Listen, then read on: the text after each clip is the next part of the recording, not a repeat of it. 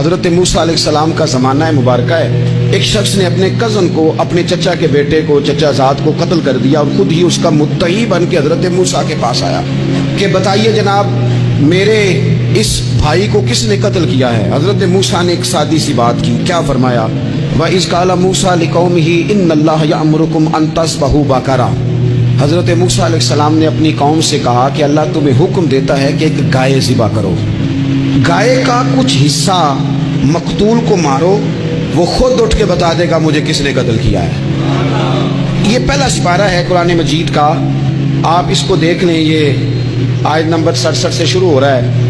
تو اب وہ چونکہ ذبح کرنا نہیں چاہ رہا تھا، اس کو پتا تھا کہ مجرم تو میں خود ہوں، وہ ذبح چونکہ کرنا نہیں چاہ رہا تھا، اس سے کہا کہ مارو ایک حصہ گائے کا، اس کو تو یہ اٹھ کے بتا دے گا۔ تو اس نے جواب کیا دیا؟ قَالُوا أَتَتَّخِذُونَ هُزُوًا، یعنی لگا آپ میرے ساتھ مذاق کرتے ہیں، کبھی ایسا بھی ہوا ہے؟ قَالَ أَعُوذُ بِاللَّهِ أَنْ أَكُونَ مِنَ الْجَاهِلِينَ، حضرت موسیٰ علیہ السلام فرمانے لگے میں اللہ کی پناہ مانگتا ہوں میں جاہلوں میں سے ہو جاؤں۔ ہر وقت مذاق کرتے رہنا یہ تو جاہلوں کا طریقہ ہے۔ کن کا ہے؟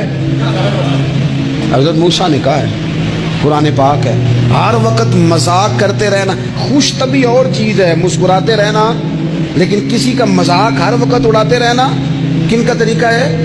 جاہلوں کا۔ جب کہا نہیں ذبح کرنی ہے تو اب ذرا دیکھیے کرنا نہیں نہ چاہ رہے۔ قالوا ادع لنا ربک یبین لنا ما ہی، کہنے لگے اے موسیٰ پھر آپ نہ رب سے دعا کریں کہ وہ ذرا کھول کے بتائے وہ گائیں کس طرح کی ہو، ارادہ نہیں نہ ذبح کر دے، آپ دعا کریں۔ قال انہ یقول انہا بقرۃ لا فارض ولا بکر، فرمایا کہ رب کہتا ہے وہ گائے نہ بوڑھی ہو نہ زیادہ بچیا ہو، اوان بین ذالک، ان کے درمیان ہو، یعنی جوان گائے ہو۔ فافعلوا ما تؤمرون، کرو جس کا تمہیں حکم دیا جا رہا ہے۔ قالوا ادع لنا ربک یبین لنا ما لونھا، لو اگلی بات سن لو، کہنے لگے آپ دعا کریں رب سے کہ وہ کھول کے بتائے اس کا رنگ کس طرح کا ہو، رنگ بتائیں کس طرح کا ہو۔ قال انہ یقول انہا بقرۃ صفراء، فرمایا رب فرماتا ہے کہ صفراء رنگ کی ہو، یعنی گہرے زرد رنگ کی ہو، کہ رب فرماتا ہے اس طرح کی گائے ذبح کرو۔ فاقع لونھا تسر الناظرین، اور جب کوئی اسے دیکھے تو اسے اچھا بھی لگے، آنکھوں کو اچھی لگے وہ گائے، اس طرح کی گائیں ذبح کرو۔ لو اتنی باتیں بتا دی۔ قالوا ادع لنا ربک یبین لنا ما ہی، کہنے لگے نہیں آپ پھر دعا کریں اللہ ذرا کھول کے بتائے گائیں کس طرح کی ہو۔